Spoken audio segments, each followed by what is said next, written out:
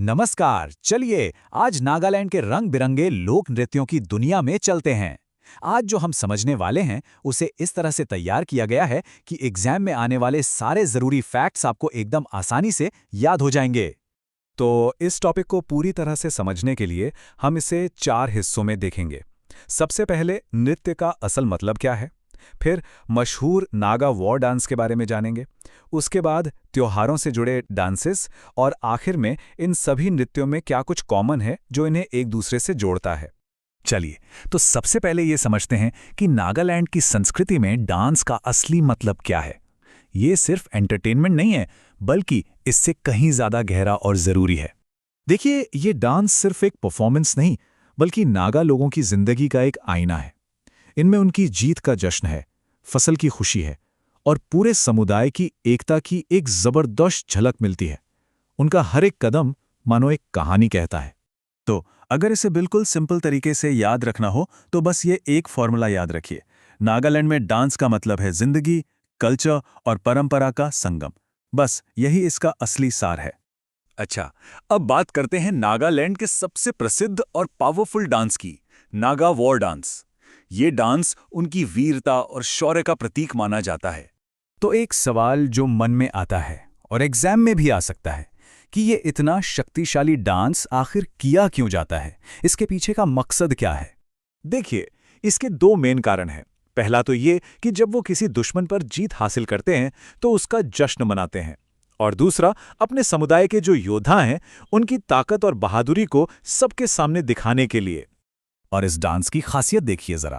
Performers असली भाले और ढाल जैसे हथियारों के साथ डांस करते हैं, जोर जोर से युद्ध के नारे लगाते हैं, और उनकी हर एक मूवमेंट में आपको योद्धाओं का साहस और शक्ति साफ दिखेगी।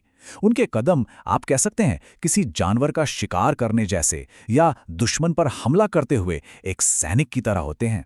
तो एग्जाम के लिए बस इतना याद रखना है, वॉर डांस का सीधा कनेक्शन वीरता और युद्ध से है। ये छोटा सा पॉइंट आपको हमेशा याद रहेगा। युद्ध के अलावा नागालैंड के बहुत से डांस त्योहारों और जश्न से भी जुड़े हैं। ये जिंदगी की अलग अलग खुशियों का उत्सव मनाते हैं। आइए कुछ खास डांसेस पर नजर डालते हैं। ये टेबल बहुत काम की है। इससे हमें सबसे जरूरी त्योहारों से जुड़े डांस को समझने में मदद मिलती है। जैसे चांग जनजाति का चांग लो डांस है, जो जीत की खुशी में होता है। तो वहीं फोम जनजाति का मोन्यो अशो फसल कटाई के जश्न से जुड़ा है। ये सभी नाम और इनके मतलब एग्जाम के लिए बहुत जरूरी हैं। इनमें से मोन्यो अशो डांस पर खास ध्यान देना जरूरी है। इसका सीधा संबंध फसल की कटाई और एक नई शुरुआत की खुशी से है, और ये सवाल अक्सर एग्जाम्स में आता है। चलिए अब हम अपने आखिरी और सबसे जरूरी हिस्से पर आते हैं। यहाँ हम उन खास बातों को जानेंगे जो नागालैंड के लगभग सभी लोक नृत्यों में एक जैसी हैं। ये समझना बहुत जरूरी है। अब जो पॉइंट्स आने वाले हैं वो इतने जरूरी हैं कि वो नागा लोक नृत्यों का पूरा सार बता देते हैं। इन्हें समझ लिया मतलब पूरा टॉपिक समझ लिया। ये 6 पॉइंट्स नागा डांस की आत्मा हैं।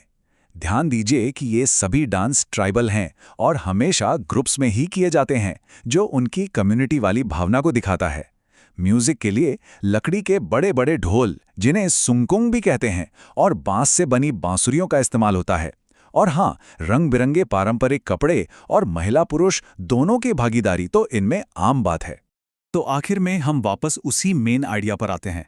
अब हम शायद बेहतर तरीके से समझ सकते हैं कि नागालैंड में डांस सिर्फ कला नहीं, बल्कि जीवन, संस्कृति और परंपरा का एक धड़कता हुआ संगम है।